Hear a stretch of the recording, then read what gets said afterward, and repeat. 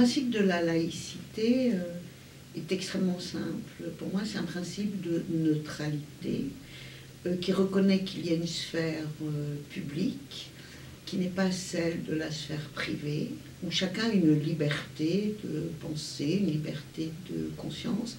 Mais comme nous sommes ensemble, nous neutralisons en quelque sorte nos différences personnelles. C'est un peu comme dans une famille, où chacun peut avoir, on va dire, une idéologie un petit peu différente, des opinions différentes, et pour vivre ensemble, chacun neutralise, on va dire, sa conviction, et en tout cas respecte l'autre.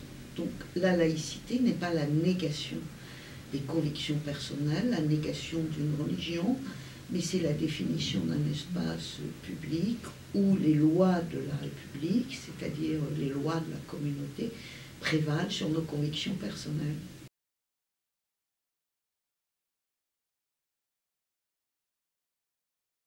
Parce que l'école, c'est le lieu de la construction des enfants et donc des adultes, et l'école est aussi le lieu de la construction de la société, de la République et de notre démocratie. Et que l'école est un lieu de socialisation, et que l'école accueille les enfants dans leurs différences, et que c'est le lieu où l'on apprend à vivre cette laïcité. C'est souvent pour les enfants et pour les familles le lieu où on découvre ce qu'on va appeler l'espace public, mais non seulement physique, mais aussi l'espace de la communauté qui est notre démocratie et de se vivre ensemble. Et qu'à l'école, il faut apprendre cela, on le découvre, on l'apprend, il faut aussi le faire vivre, puisque l'école est ce premier espace, encore une fois, de la République et de la démocratie, où chaque enfant est là pour réaliser ses propres apprentissages, mais aussi pour vivre avec les autres. Et l'école est encore une fois le premier espace de la démocratie et de la République. Donc c'est un lieu privilégié pour l'apprendre et c'est un lieu privilégié pour le défendre.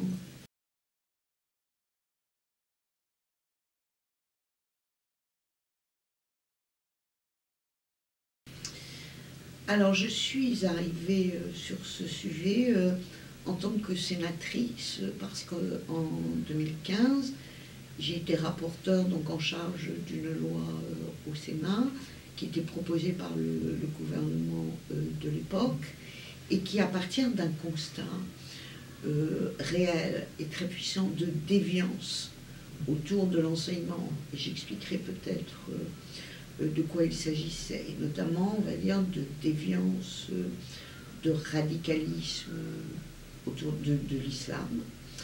Le ministre ou la ministre de l'époque, à partir de ces constats de déviance extrêmement graves qui conduisaient à des manipulations d'enfants et à une instruction hostile au principe de la République, la ministre avait voulu passer d'un système de déclaration d'ouverture d'une école privée à un système d'autorisation. Donc pour expliquer simplement les choses, en France, dans notre République, il y a des libertés constitutionnelles, la liberté de la presse et la liberté de l'enseignement. Donc par la Constitution, chaque famille a à la fois obligation d'instruire son enfant, mais peut choisir librement le lieu et la méthode. Donc vous pouvez scolariser votre enfant dans une école publique, dans une école privée sous contrat, comme on connaît ici en Bretagne, dans une école privée hors contrat, et on expliquera ce que c'est, ou à domicile. Donc c'est cette liberté d'enseignement et qu'on doit absolument préserver cette liberté d'enseignement. Et qu'en même temps, il était à l'époque plus facile d'ouvrir une école privée hors contrat qu'un pressing. On pouvait fermer un pressing, mais il était impossible de fermer une école. Et donc je vais vous donner quelques exemples. Quand on ouvrait une école privée, il n'y a pas d'obligation de respecter l'accessibilité handicapée. ni de respecter les règles enfin pour l'incendie, c'est-à-dire vous pouviez ouvrir une école au 6e étage d'un immeuble sans ascenseur, avec des classes sans fenêtre, il n'y a pas de contrôle. Et qu'il suffisait de déposer un dossier à la mairie, le maire avait 8 jours pour vérifier des choses, et le rectorat avait un mois. Et les enseignants n'étaient pas contrôlés, le financement n'était pas contrôlé, donc l'argent pouvait venir de partout.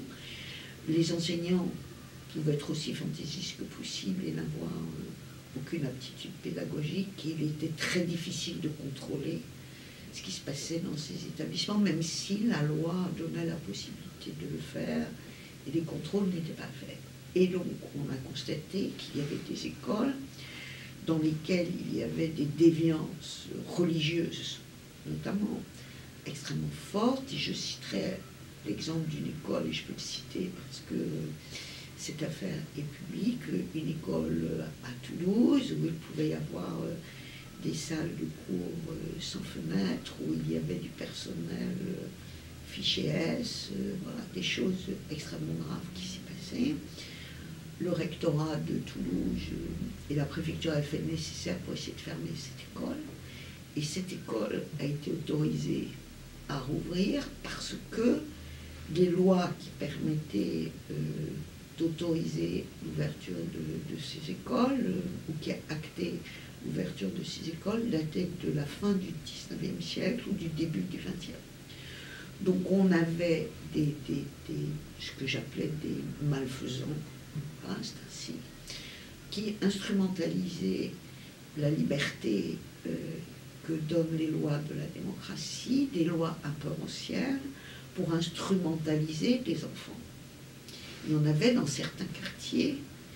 Au moment où j'ai travaillé sur ce texte, d'abord en 2015, j'ai rencontré, enfin je n'ai pas rencontré, parce que les rencontres sont difficiles dans ce domaine, mais j'ai eu des échanges téléphoniques avec des parents qui me disaient qu'eux vivaient dans un quartier où ils ne pouvaient pas échapper à l'obligation de scolariser leurs enfants dans des écoles où, sous une obédience d'islamisme radical. Parce que, même si la famille, elle voulait que l'enfant aille à l'école publique, c'était juste impossible, puisque le quartier était en quelque sorte tenu. Et que enfreindre la loi du quartier en osant aller dans une école publique, c'était s'attirer des foudres, c'était s'exclure du quartier, que l'exclusion n'était pas tolérée, parce que les enfants qui ont été scolarisés dans l'école publique auraient été victimes de harcèlement assez violent, et la famille ne pouvait pas s'exclure. Donc tout cela m'a amené à prendre conscience de situations extrêmement graves, c'est-à-dire qu'il y avait dans notre pays des lieux aussi essentiels que l'école, encore une fois pour l'enfant, mais aussi pour notre République, où des enseignants, des propriétaires d'écoles œuvraient contre les lois de la République, manipulaient des enfants, les formataient dans un enseignement qui à la fois privait ces enfants de leur libre arbitre, de l'éducation au sens critique, et en plus éduquer ces enfants contre les lois de la République. Et que ces écoles, elles proliféraient, qu'on le savait, et qu'on avait des lois trop anciennes pour faire face à ça. Donc c'est ainsi que, quand la ministre a proposé de passer d'un système de déclaration à un système d'autorisation qui constitutionnellement n'était pas possible, j'ai fait une autre proposition qui au Sénat a été adoptée en 2015, mais qui a été rejetée à l'Assemblée. Et donc en 2017, consciente que ce phénomène était un phénomène qui se répandait partout, à vive allure, parce que le nombre d'enfants scolarisés dans des écoles privées hors contrat, c'est-à-dire sans contrôle possible, et en tout cas sans limite possible, sans sanction, augmentait de façon significative, que j'ai proposé ce qu'on appelle une proposition de loi, j'ai proposé cette disposition, et que le ministre d'alors, M. Blanquer, très conscient de cette dégradation et de la gravité de la situation, a retenu ma proposition et que nous avons travaillé ensemble pour pouvoir avoir dans notre République une loi qui renforçait les contrôles, sécurisait davantage l'ouverture et permettait de mettre fin à des aventures pédagogiques qui souvent n'en étaient pas, et à ce qui était, ou ce qui est encore parfois, une instrumentalisation de nos libertés pour lutter contre la République.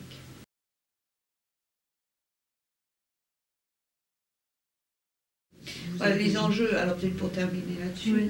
L'enjeu, c'est vraiment d'exprimer cette conviction que j'ai, mais qui est une conviction républicaine, puisque l'école est obligatoire en France, que l'éducation, l'école, c'est sans doute ce qu'il y a de plus essentiel pour permettre à un enfant de s'épanouir et de devenir adulte, mais que c'est aussi l'expression des valeurs d'une société et des enjeux. Et que l'école, alors c'est difficile d'utiliser ce mot, mais je l'utilise volontairement, l'école est sacrée. C'est-à-dire c'est un espace où l'enfant doit être, sinon protégé, du moins il doit être éduqué pour devenir un adulte libre, conscient. Et c'est aussi là où l'enfant découvre ce qu'est la citoyenneté, les valeurs de la République. Et très sincèrement, quand on voit aujourd'hui les enjeux, en parlant, je pense à M. Samuel Paty, je pense à des enseignants qui aujourd'hui sentent que les choses atteignent cette extrémité, sont confrontés à la difficulté de s'exprimer et de parler de sujets qui sont au cœur de la République et au cœur de l'éducation. Et que je veux exprimer aux enseignants toute ma solidarité par rapport à la manière dont ils exercent leur mission, qui est une des, sincèrement, c'est une des plus belles missions, un des plus beaux métiers que l'on peut avoir, et qui doivent être aujourd'hui soutenus, protégés, et qui doivent pouvoir s'exprimer. Et que je suis très heureuse de cette charte de laïcité qui doit être partagée par les parents, défendue, soutenue par les enseignants, et soutenue par l'institution, et je sais combien à la fois M. Blanquer, mais ici le recteur, ils sont attentifs, mais partagés par toute la société. L'école doit être mise à l'abri de toute malveillance et de toute manipulation. Et que la société dans laquelle nous vivons est sans doute très complexe, elle est fragile, elle est difficile, et qu'il faut veiller à ce qui est le fondement même de notre République, c'est-à-dire cette laïcité qui permet justement l'exercice de la liberté personnelle, mais aussi de l'égalité, c'est-à-dire quelles que soient vos convictions, votre idéologie, vous pouvez fréquenter l'école publique qui va vous permettre de donner le meilleur de vous-même, mais dans le respect voilà, des règles de la République. Donc l'enjeu est majeur.